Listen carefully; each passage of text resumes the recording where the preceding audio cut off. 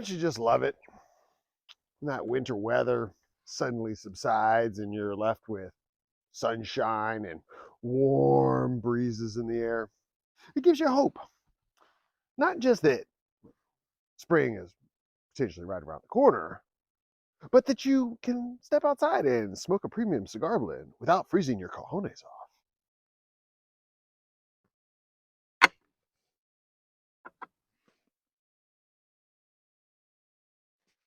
To show my appreciation for such lovely winter weather, I shall be smoking the Elegante X2 by Lovely Cigars.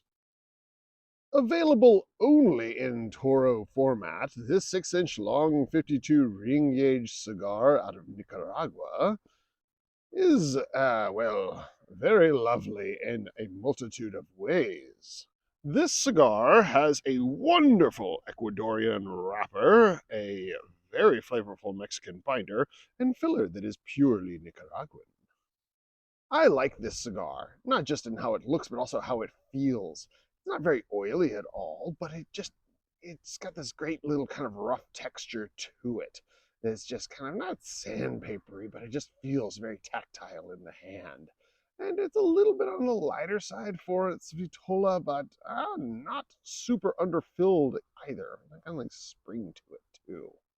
And while there are some minor seam gaps to be seen on the cap as well as further down the barrel, all in all, it's just a very well-rolled little cigar.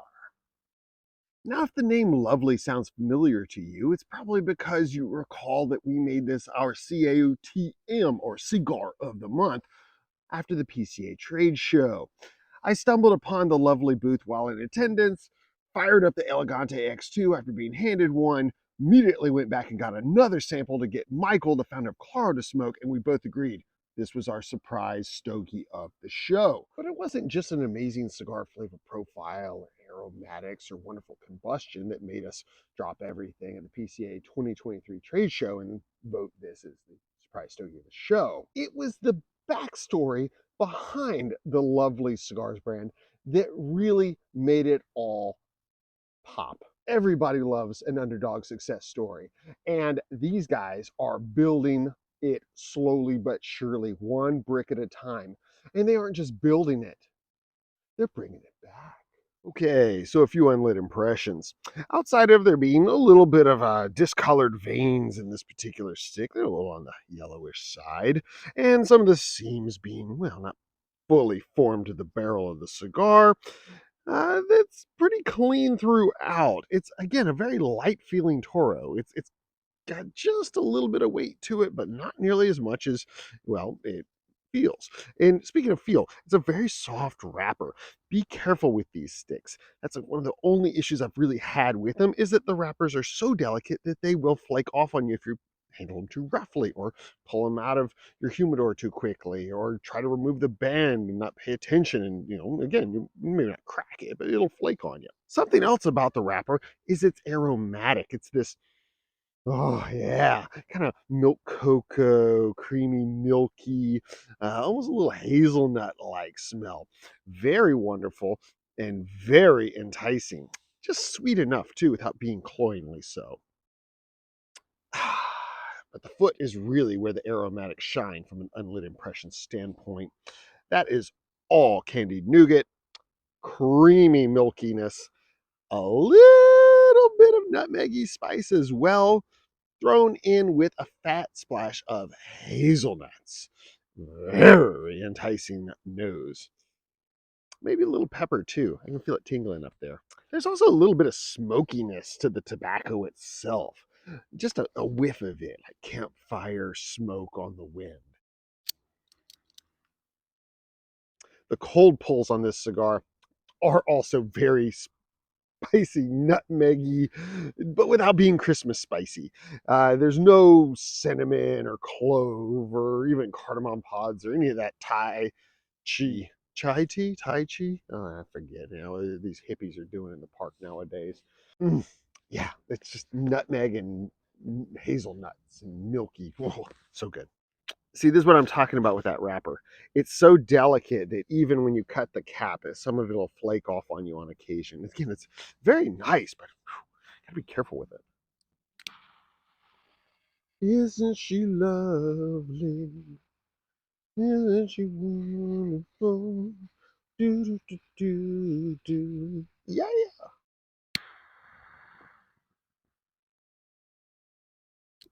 While we let this heat up for a moment, allow me to give you a little bit of that backstory that I mentioned earlier. Lovely Cigars is from Green Bay, Wisconsin. And not just since 2019, when buddies Michael, Keith, and Dylan brought this brand to the forefront. The cigar brand has been around for quite some time. And not just quite some time as in, oh, the last, couple of decades or so. We're talking over 120 years ago in Green Bay, Wisconsin, of all places. A lot of people don't know this, but Green Bay, because it's connected to so many different waterways, was actually a cigar manufacturing, maybe not capital, but a head hub for the Midwest and the Northeast, for that matter, for the longest time. Hence companies like Lovely Cigars popping up in the 1800s. Of course, back then, it wasn't just Cuban seed tobacco coming into these ports. It was actually Cuban tobacco. And for the longest time, they produced cigars called the Elegante. Oh, sound familiar? What do you know? But when the Cuban Missile Crisis was in its throes and Fidel Castro started his whole shit show, it all went to pot. And Lovely Cigars, along with a whole bunch of other cigar manufacturers that relied upon Cuban tobacco, closed its doors. Flash forward an entire generation forward, and you will find this cat named Michael Yim in an antique shop up in Green Bay, his hometown. The guy is a huge tobacco memorabilia and antiques historia kind of buff. He loves anything having to do with cigar business in particular. So while in this antique shop, he came upon this old dilapidated, lovely cigars box. Green Bay, Wisconsin. Holy crap, man. That's really cool. So he roped in his other buddies, coincidentally, Keith and Dylan, and they got to work on finding a way to resurrect this brand and bring it back. Because the more that they read up and studied the Lovely Cigars history, the more they realized, man, this is a piece of Green Bay culture and history that deserves to be brought back and immortalized.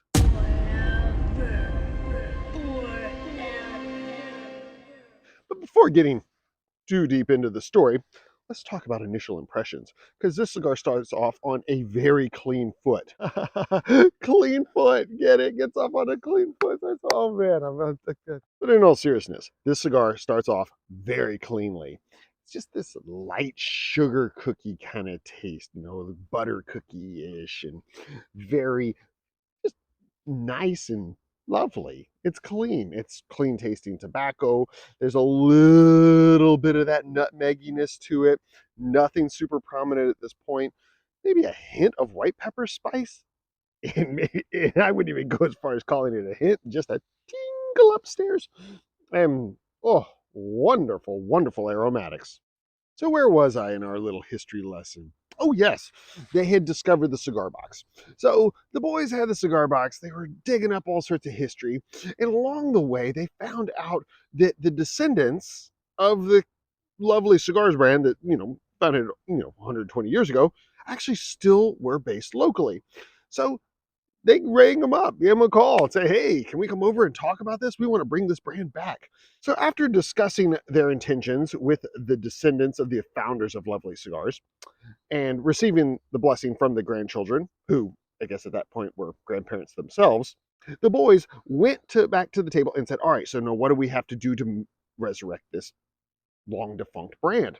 And one of the things that they found out was, of course, we gotta produce tobacco. We can't grow it up here in Green Bay. How are we going to get our smokes? So they contacted Tacasa SA down in Nicaragua. Tacasa SA is a very small operation. They don't make a ton of cigars for a bunch of different people. They, I think, do smokes for Big Sky and a couple of others. Now, of course, this was back in 2019, and shortly after, getting the brand off the ground, well, it all went to hell and back because of COVID. So Mike wasn't able to go down to Nicaragua, and he's going back and forth with conversations with, the master blenders in Nicaragua trying to get the blend right. But eventually they figured it out, of course, and here it is today. Back to cigar flavor profiles and tasting notes. This smoke is marketed as full flavored but light in the strength department. It's not very bold in nicotine or spice or weight. The body is still just the lightest side of medium you can get, but the flavor profiles are very much in your face in a good way. That nougat taste, hazelnut notes, little bit of that nutmeg still tingling around here in the first third, but very malty at this point. It's just rounding itself out, potentially with the help of that Mexican binder inside and Nicaraguan long fillers. It's kind of this dark, dry, nutty taste. There is one other thing about the Elegante X2 that I must forewarn you about. And it's not just the wrapper on the cigar that is very delicate, but the ash itself. Because for as well nice looking as it is, and even burning, it tends to drop on you rather quickly. So fair warning if you're smoking indoors, if you have carpet nearby, or you just don't want ash spread all across your keyboard. This is one of those cigars you're just gonna wanna smell and sniff on as you smoke or in between puffs. Very aromatic, delicate. But before I get into the next impressions from the second third of the cigar and the halfway mark on it, let me finish up my story. Once the lovely Cigars boys had their blend down and were ready to release, they needed a smoke shop to push the cigar locally up in Green Bay. So they contacted the original smoke shop that sold the original lovely cigar brand from 120 years ago. The place is still standing, all but in a new location due to downtown renovation in Green Bay. And the place is called Bosses. I don't know how to pronounce it. Bosse apostrophe S, I believe. And it's, again, this year, 2023, it celebrates its 125th anniversary.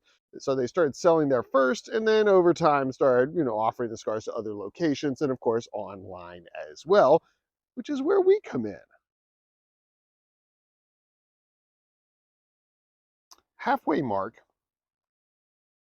has a little bit of that roasty campfire note that you pick up unlit from the foot. Not charry, though. No, don't get the two mixed up because there's a big difference. Char is just burnt and funky and time to put the cigar down kind of taste. Campfire smoke, though, can be light, refreshing, especially when it's just a hint of it within the cigar. And that's enticing. Mix in the nuttiness, which is a little on the darker side at this moment in the smoke, along with more of that creamy, milky, nougaty like aftertaste, as well as a hint of sweetness, and you have yourself a very good push into the second third. In case you were wondering, this is where I live, way up in the mountains of southern Japan. Equally lovely in its own regard. Right when the final third begins, that the spice levels become more prominent. On retrohale, at least. Still very much a medium max flavor profile and strength profile. Body as well, very medium. There's also a flavor profile transition to this cigar at this moment that toys with the idea of being fruity. A wisp of dried cherry. And then it's gone.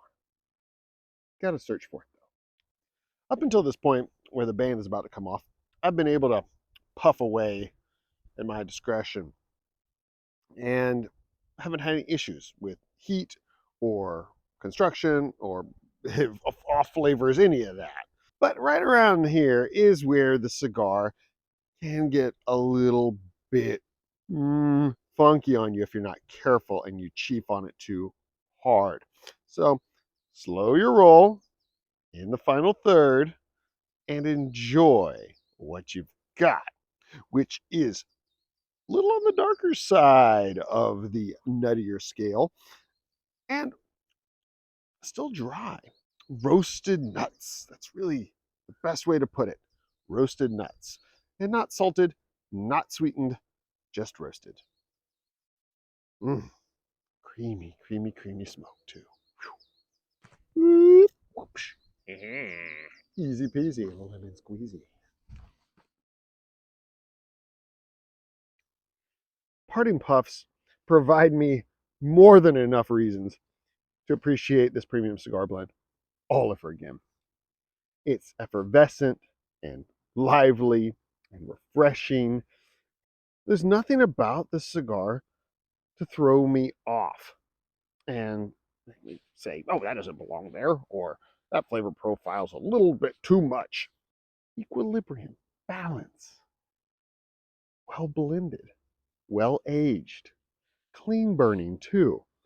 The cigar hasn't had really any issues outside of where we are right now, which looks like it's about to fix itself.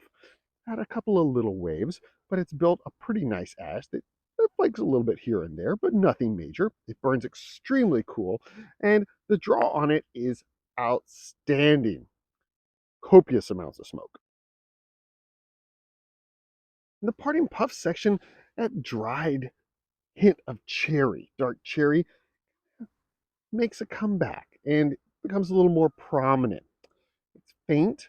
It's not the primary flavor profile you will detect in the cigar, but it adds just a nice little backbone to what's already in existence. This makes for a smoke that I find very little issue with.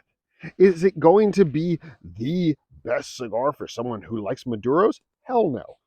Corojo fans, forget about it. This is a smoke for fans of mild to medium and nutty cigars that are okay with it being a little on the drier than sweet end. It's approachable. It's easily smokable in any situation, paired with almost any kind of beverage, and it just rocks. Support small business, support the underdogs, support a great story, and pick up an Elegante X2 by Lovely Cigars, because this smoke is a 4.6 out of 5 in my cigar journal book. Man, I think I'm going to smoke this one down to the nub. It's really that good. I'll catch you guys in the next review. Keep on puffing. Cheers.